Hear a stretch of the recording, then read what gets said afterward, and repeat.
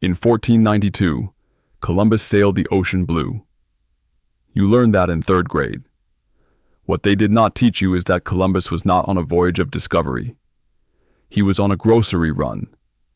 Specifically, he was trying to find pepper, and cinnamon, and cloves, and nutmeg.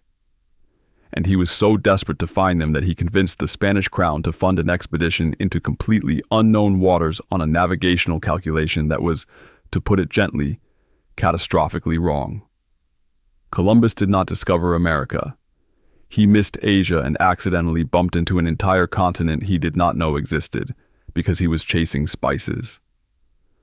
What are spices and why did they matter so much? Here is something that does not make sense on the surface. For most of human history, the most valuable things on earth were not gold, not land, not oil. They were dried plant material, seeds, bark, berries, and roots that you could hold in the palm of your hand. Spices. Things that today you can buy in a small glass jar for $3 and forget about in the back of your cabinet for 2 years until you need them for a recipe you saw on Instagram. And yet, for roughly 3,000 years, spices were the engine of the global economy. They toppled dynasties. They funded the construction of navies.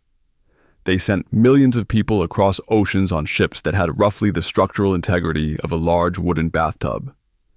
They created the first multinational corporations in human history. They are the reason the modern financial system exists. And they are the reason the map of the world looks the way it does today. To understand why any of that is true, you have to start with a world without refrigerators. Before refrigeration, before canning, before vacuum sealing and flash freezing, and all the other miracles of modern food preservation, keeping meat edible was one of the central problems of human civilization. Not a minor inconvenience. A civilization-defining problem. Meat rots. It rots fast, especially in warm climates. And for most of human history, the only ways to slow that process were salt, smoking, drying, and spices. Salt we have covered elsewhere. But spices did something salt could not do alone. The chemical compounds in spices, the volatile oils, the antimicrobial agents, the natural preservatives, actually inhibited the bacterial growth that caused food to decompose. Cloves contain eugenol, a powerful antimicrobial compound. Cinnamon contains cinnamaldehyde, which kills bacteria and fungi at the molecular level. Black pepper contains piperine, which has antimicrobial properties and also appears to enhance the bioavailability of other compounds. These were not just flavors. They were technology. In a world where a poorly preserved side of meat could kill an entire household, spices were the difference between eating safely and dying of food poisoning. They were also medicine. Ancient physicians across India, China, Egypt, and Greece prescribed spices for everything from digestive complaints to infections to melancholy. Cardamom for the stomach, turmeric for inflammation, cloves for toothache, ginger for nausea. The line between kitchen and pharmacy barely existed. So when we talk about why people wanted spices, we are not talking about a preference for food that tastes interesting. We are talking about survival. We are talking about medicine. We are talking about something so fundamental to daily life that the people who controlled the supply of spices controlled something more important than gold. Gold you could live without. Pepper you could not. The ancient spice world. India, Arabia, and the first trade networks. The story of the spice trade begins, as so many things do, in India. The Indian subcontinent sits at the center of the spice world in a way that is almost unfair. The Malabar coast, which runs along the southwestern edge of India through what is now the state of Kerala, produces black pepper in quantities and qualities that no other region on earth has ever matched. The Western Ghats Mountains, rising steeply from the coastal plains and capturing the monsoon rains, create exactly the warm, wet, humid conditions that pepper vines require. Cardamom grows in the same hills. Ginger and turmeric thrive in the lowlands below. By roughly 3,000 years before the Common Era, Indian merchants were already trading pepper and spices with the civilizations of the Persian Gulf. By the time of ancient Egypt, spices from India were traveling overland and by sea across the Arabian Peninsula into the Mediterranean world. Archaeologists examining the mummified body of Rameses II, who died around 1213 before the Common Era, found black peppercorns stuffed into his nostrils as part of the embalming process. Black pepper, from India, in Egypt, more than 3,000 years ago. The supply chain that put those peppercorns in a pharaoh's nose crossed thousands of miles and passed through dozens of hands. And every one of those hands took a cut. That is the key to understanding the ancient spice trade. Almost nobody in the Mediterranean world knew where spices actually came from. Arab traders who controlled the overland routes from India through Arabia and into the ports of the eastern Mediterranean guarded the secret of the spice origins with extraordinary ferocity. They spread deliberate misinformation. Cinnamon, they told credulous Greek merchants, was harvested from enormous bird nests built high on cliff faces that could only be reached by luring the birds down with huge pieces of meat. Cassia was guarded by terrifying bat-like creatures with razor wings. You had to wear full leather armor just to approach it. None of that was true, obviously, but it worked beautifully. If your customers believe that your product comes from a terrifying bat-infested cliff, they are going to be very understanding about why the price is so high. The Romans were the greatest consumers of spice in the ancient world, and the price they paid for it was staggering. At the height of the Roman Empire, black pepper from India was so valuable that it was used as currency. When the Visigoth king Alaric besieged Rome in the year 410, his ransom demand included 3,000 pounds of pepper alongside gold and silver. The city of Rome paid it. They handed over pepper to save the city. That is how valuable this stuff was. Roman writers complained bitterly about the drain of silver to India to pay for pepper, cinnamon, and other spices. The Roman historian Pliny the Elder estimated that India drained 100 million sesterces from Rome every year in exchange for spices and luxury goods. He called it the price of luxury and feminine vanity, which tells you that Pliny the Elder was not a particularly insightful cultural critic, but it does tell you the trade was enormous. The Islamic Golden Age and the spice gatekeepers. When the Roman Empire collapsed in the West in the 500s, it did not end the spice trade. It just reorganized it. Arab traders, already dominant on the overland routes, expanded their networks across the Indian Ocean. During the Islamic Golden Age, from roughly the 7th through the 13th centuries, Arab merchants developed the most sophisticated long-distance trading system the world had ever seen. They understood the monsoon winds, seasonal patterns of wind that blow predictably northeast in the winter and southwest in the summer, that made sailing across the Indian Ocean not just possible, but reliable. They built ships optimized for these routes. They established trading ports from the East African coast to the Malabar coast of India to the islands of Southeast Asia. And sitting at the western end of all of this, collecting a toll on every sack of pepper and every bundle of cinnamon that passed through to Europe, was a city that became fabulously, almost obscenely wealthy. Venice. The Venetians did not grow spices. They did not sail to India. They did not take any significant risks in the actual acquisition of spices from their source. What they did was position themselves perfectly at the junction between the Arab spice trade and the European consumer market, and then they squeezed that position for everything it was worth. Venetian merchants bought spices arriving from Arab traders at eastern Mediterranean ports, transported them to Venice, warehoused them, and then sold them across Europe at markups that would make a modern pharmaceutical executive blush. By the 1300s, Venice's spice trade was generating profits so enormous that the city could fund a naval fleet capable of fighting wars on two fronts simultaneously. The architecture of Venice, those impossible marble palaces rising from the lagoon, the gilded basilicas, the ornate bridges. You are looking at what pepper and cinnamon and nutmeg bought. Every stone is seasoned with spice money. And the rest of Europe knew it. They knew they were being extracted. They knew that by the time a pound of pepper traveled from a vine in Kerala to a merchant's table in London or Paris or Lisbon, it had passed through so many middlemen and accumulated so many markups that the final price bore almost no relationship to what it had cost to grow. A pound of pepper that a farmer in India sold for a few coins was arriving in Europe at prices equivalent to several days' wages for a skilled craftsman. For about 200 years, nobody could figure out how to change that. And then Portugal decided to try going around. The age of exploration was actually the age of desperation. The Portuguese decision to sail south along the African coast and look for a sea route to India is often taught as a story of curiosity and exploration. That is not what it was. It was a business decision driven by pure economic desperation.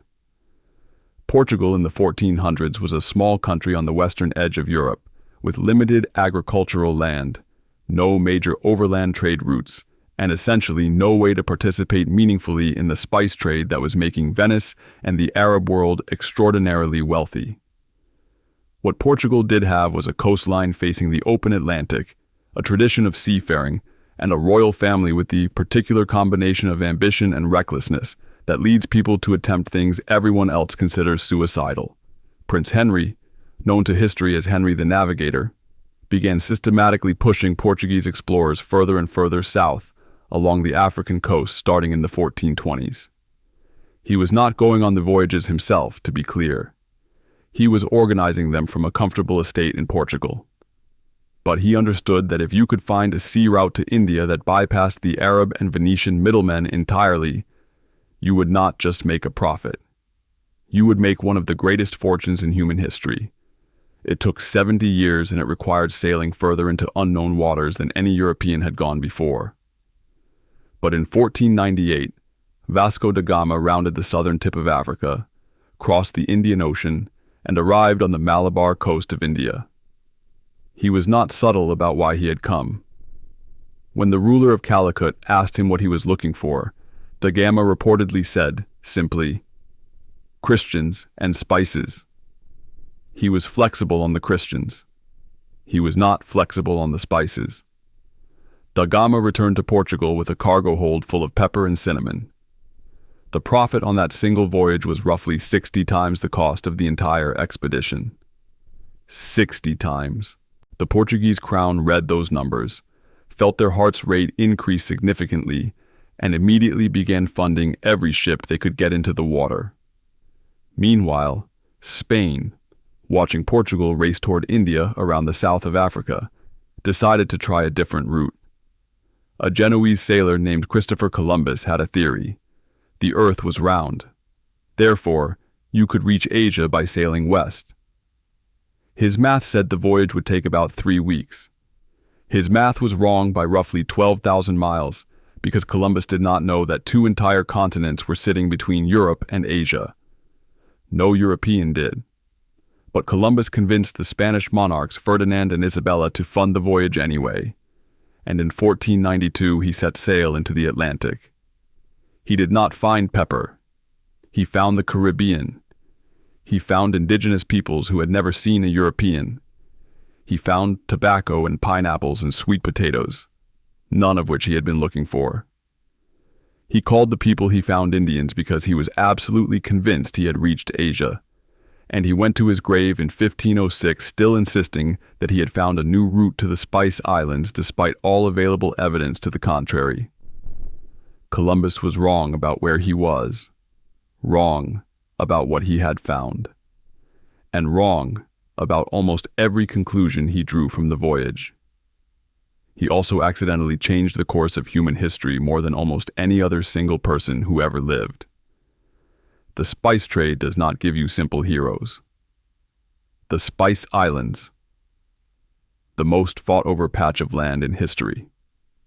If you asked a European merchant in 1495 where the most valuable piece of real estate on earth was, they would not have said Rome or Constantinople or Lisbon or Venice. they would have said the Banda Islands. And you would have had absolutely no idea what they were talking about. The Banda Islands are a tiny cluster of volcanic islands in what is now eastern Indonesia. The entire island group covers roughly 17 square miles. You could walk across the largest of them in about 2 hours. And for a period of roughly 2 centuries, they were the most fought-over patch of land on the planet. Because the Banda Islands were, at the time, the only place on Earth where nutmeg grew. Nutmeg today is a baking spice. You use it in eggnog and pumpkin pie and then forget it exists for 11 months.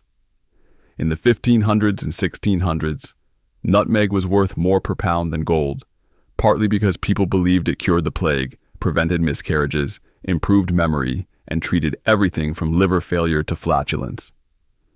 Whether any of that was true was, to be honest, largely irrelevant. People believed it. And when people believe something cures the plague, they will pay whatever you ask. For a while, the Portuguese controlled the nutmeg trade after da Gama's voyage opened the sea route to Asia. But in the early 1600s, a new player arrived in the Spice Islands that would prove far more ruthless and far more organized than anyone who had come before. The Dutch.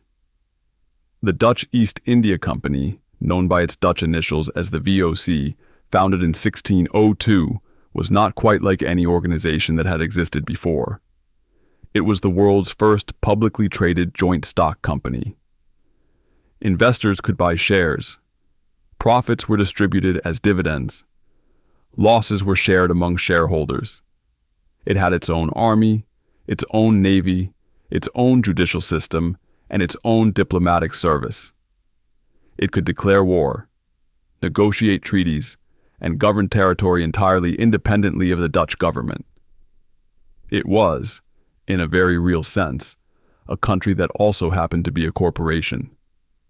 And what the VOC did in the Banda Islands is one of the darkest and most overlooked chapters in the history of colonialism. When the Bandanese people refused to give the Dutch an exclusive monopoly on nutmeg, the VOC did not negotiate. They sent an army led by a governor-general named Jan Pieterszoon Cohen.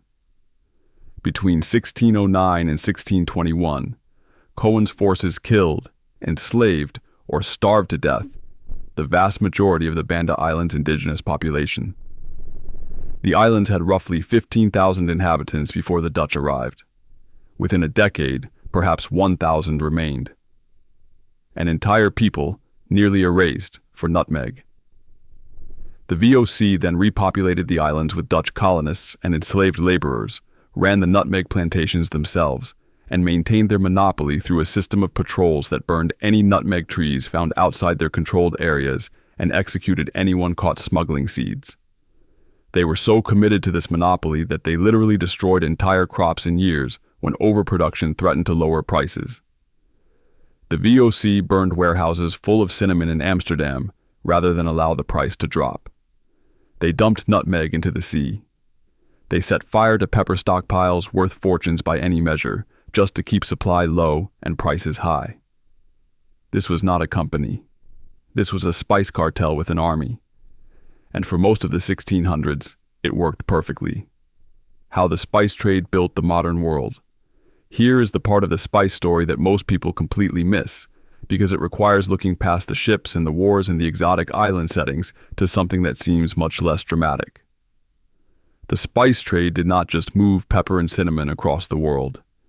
It invented the financial system we all live inside today. Think about what it cost to send a ship from Amsterdam to the Banda Islands and back in the 1600s. You need the ship, obviously. You need a crew. You need supplies for a voyage that could take 2 years. You need weapons to defend the cargo. You need factors and agents at trading posts along the route. The total cost is enormous, far beyond what any single merchant family, no matter how wealthy, could absorb on their own. And the risk is equally enormous. Ships sank. Crews died of scurvy and fever. Pirates existed in considerable numbers. A storm in the Indian Ocean could erase an entire investment overnight. The solution that European merchants developed to manage that risk was the joint stock company. Pool the investment across many investors. Share the risk. Share the profits. Issue tradable shares so investors could exit if they needed to. This is, in its basic structure, exactly how modern stock markets work. The Amsterdam Stock Exchange, founded in 1602 specifically to trade VOC shares, was the first modern stock exchange in the world. The concepts of shares, dividends, short selling, futures contracts, and market speculation all developed in the context of the spice trade. The next time someone talks to you about the stock market, just remember that the entire architecture of modern finance was essentially invented because some people in Amsterdam really needed a reliable way to fund ships going to get nutmeg. That is either inspiring or deeply absurd, depending on your mood. The fall of the spice monopoly. The Dutch spice monopoly felt unbreakable. The VOC controlled the growing regions, controlled the shipping routes, controlled the processing and warehousing, and violently suppressed any attempt to break their grip. But monopolies that depend on controlling a plant have one fundamental vulnerability. Plants can be stolen.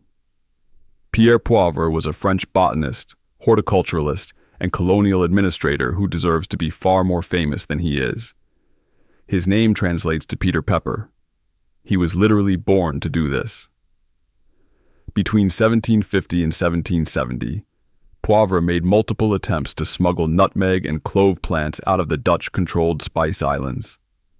The Dutch took this threat seriously and threatened death to anyone caught removing living plants. Poivre's early attempts failed.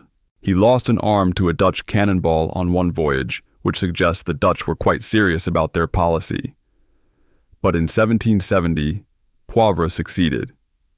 He returned to the French island colony of Mauritius in the Indian Ocean with nutmeg and clove seedlings.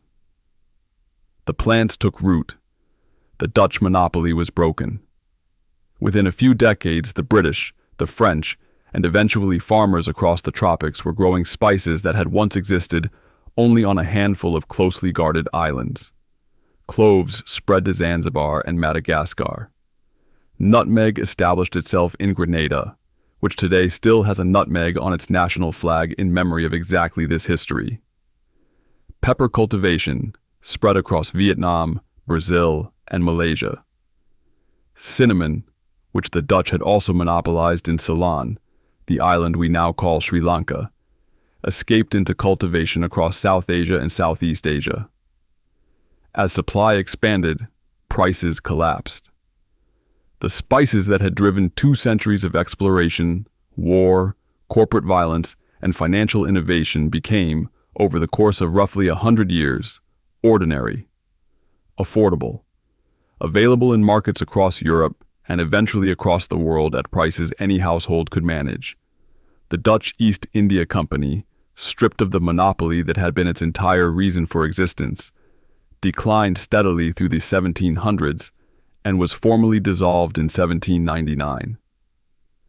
The most powerful corporation in the history of the world up to that point went out of business because someone stole some plants. Spices today. The legacy. Hidden in your kitchen cabinet. Today, global spice production is measured in millions of tons, and the countries at the center of it would look familiar to anyone who has read this far. India remains the world's largest producer and consumer of spices.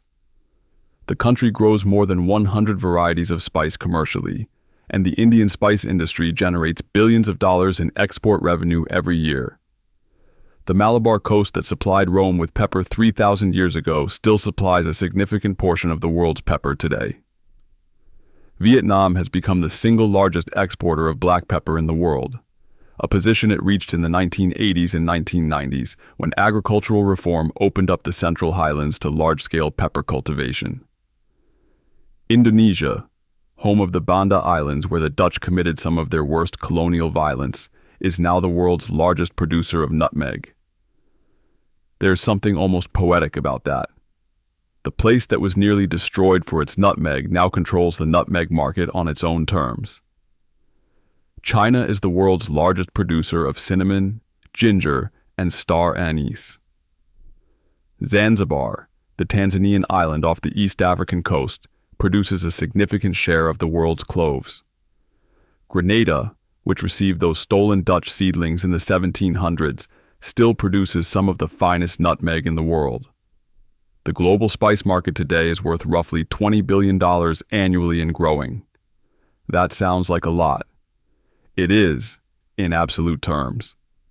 But consider that at the height of the Dutch spice monopoly in the 1600s, the VOC alone was worth, in modern equivalent terms, somewhere between $7 and $8 trillion. The entire modern spice industry in a year generates a fraction of what one Dutch company made when it controlled the supply of a handful of tropical plants. The reason is simple. Spices are no longer scarce. A jar of black pepper at any grocery store costs what a reasonably employed person earns in about 20 minutes. The same spice that ransomed the city of Rome. The same spice that Columbus was trying to find when he accidentally discovered America. The same spice that the Dutch East India Company built a global empire to control. 20 minutes of wages. Right there on the shelf between the cumin and the paprika. The next time you open your spice cabinet, I want you to actually look at what is in there for a second. That jar of cinnamon came from a tree whose bark was once guarded so carefully that Arab traders invented stories about demon bats just to keep Europeans from knowing where it grew. That container of black pepper is the same commodity that Rome hemorrhaged silver to acquire, that Columbus died searching for, that da Gama risked his life and crew to bring back by the shipload. That little jar of nutmeg, if it has one, represents a spice that an entire indigenous people was nearly exterminated to control, that a one-armed French botanist named Peter Pepper smuggled across the ocean at the risk of his life, and that once commanded a price high enough to buy a house in Amsterdam. The cloves sitting at the back of the shelf, probably purchased for a recipe you made twice in 2019, and never again. Those cloves come from a spice that the Dutch East India Company maintained an entire military force to monopolize, burning surplus crops and executing smugglers to keep the supply artificially low and the price artificially high. Your spice rack is not a collection of cooking ingredients. It is a museum of human ambition, violence, ingenuity, and greed, compressed into small glass jars and sold for $3 each. The entire history of the age of exploration, the birth of global capitalism, the rise and fall of colonial empires, the invention of the modern financial system. All of it sits in the back of your kitchen cabinet next to the vanilla extract. The spice trade did not just change what people ate. It changed where people lived. It changed who held power and who did not. It changed the shape of every coastline that explorers mapped, every trade route that merchants opened, every financial instrument that investors created to manage the risk of sending wooden ships into unknown oceans. It is the reason the Americas were colonized by Europeans, rather than by someone else. It is the reason the Dutch briefly became the most powerful commercial force in the world. It is the reason stock markets exist. It is the reason Grenada has a nutmeg on its flag. It is the reason Columbus sailed west and ended up somewhere he never expected to go, chasing a flavor, finding a world. Not bad for some dried bark and a few seeds. If this story surprised you, hit subscribe and leave a comment telling us which part of the spice trade's history genuinely shocked you the most. There are more stories like this one coming, and trust us, the ones waiting in the queue are just as wild.